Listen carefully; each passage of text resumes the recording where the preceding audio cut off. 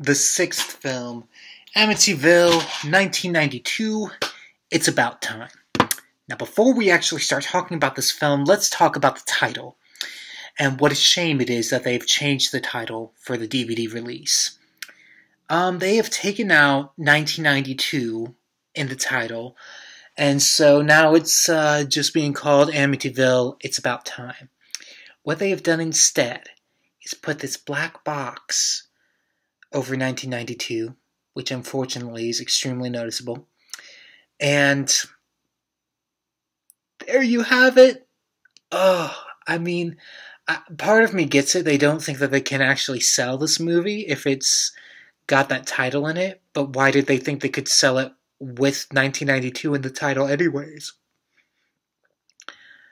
Other than, I guess they were hoping to sell it in 1992? Maybe? I don't think it's a bad title. I think it's a shame that they felt the need to change it, and they really shouldn't have, because I think that does a disservice to the film. In terms of the second direct-to-video sequel, and ironically enough, I think I mentioned this in a previous video, that I believed that Amityville 6, which is really what this one is, was the first one that wasn't based off of a novel. That's not fully true. It borrows heavily from the novel that the TV movie was based off of, which was the fourth film in the franchise. And when you watch it, it's pretty obvious that it's very similar to the fourth one. Is it done better than the fourth one? That's really difficult to say. I think it would be easier to make a comparison had the Amityville Curse not been released in between. Because anything so far in this franchise has looked better than the fifth film, which is just a travesty. It is atrocious. There's like almost nothing good about that movie. There's so many pleasant and wonderful things in this movie. Pleasant might not be the right term, but for horror fans like myself, it's a very pleasurable view. And it's from the director of Hellbound, Hellraiser 2. That's awesome. Amityville 6 has a strange linear, everything goes full circle. It's awesome how the beginning and the ending are very, very similar to each other. I like the characters quite a bit. I really like the boy, the teenage boy. I think he's probably one of the best parts of the movie. Him and the older woman, I apologize, I don't remember their names. I blame that as a fault on the movie if I can't remember the character names. But this is also a direct-to-video horror movie sequel, so it's not all that powerful if I can't really remember the names of the characters. But the older woman who takes the place of the priest figure, who is a very prominent figure in the first, second, and fourth movies, and has a very small role in the fifth one. The priest in the fifth one is very important, but is really only in 2 scenes.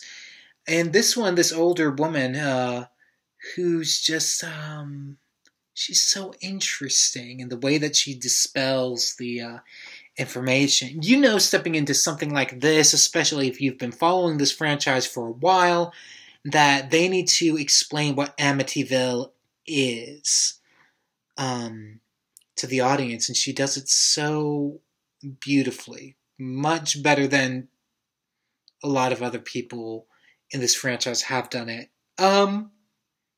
It was great seeing the facade of the original house back, and watching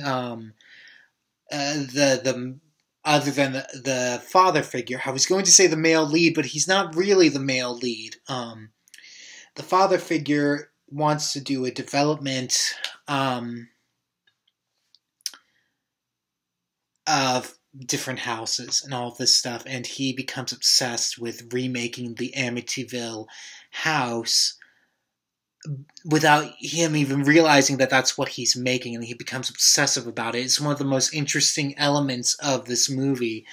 And the house, it's an evil clock. That's really what it is. And the house is, the clock comes from the Amityville house, and they say that the clock is the reason for all of the horror entities. That's another really interesting thing about this franchise, is the explanation of the horror pretty much changes with each and every installment. With the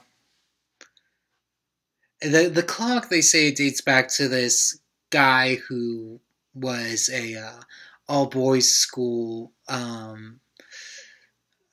principal or headmaster who ate his most promising students because he thought it gave him eternal life,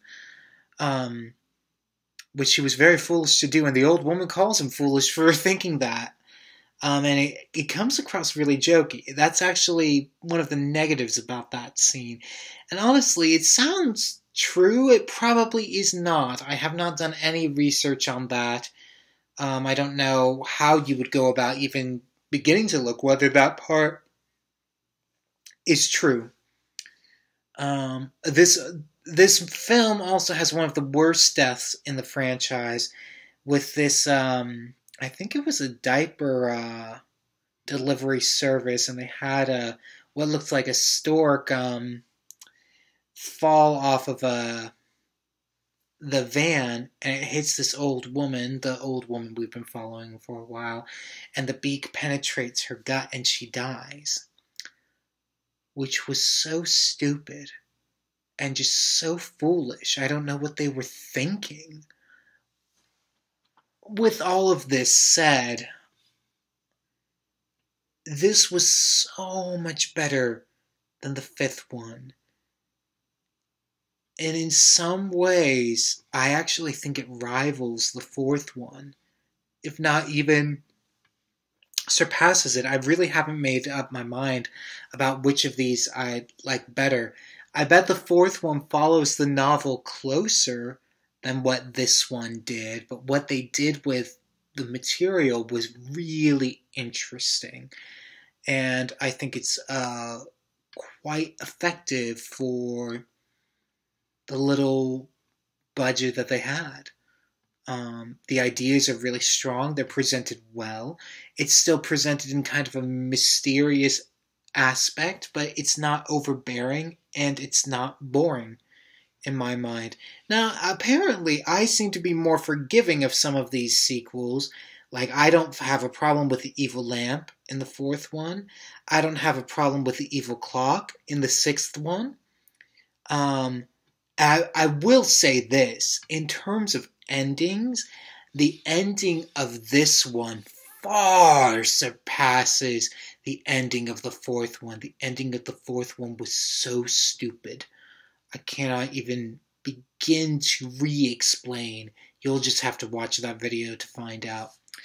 All of that said and done, this was a wonderful sequel. I'm really glad that I watched it, even though I suffered through a horrendous fifth one that I can't imagine watching too often. And that's it for my rewatching. The next time I'm going to be talking to you, which is very soon, I'm going to be discussing my thoughts before stepping into my first time viewing Amityville: A New Generation. I will catch you guys later. Bye.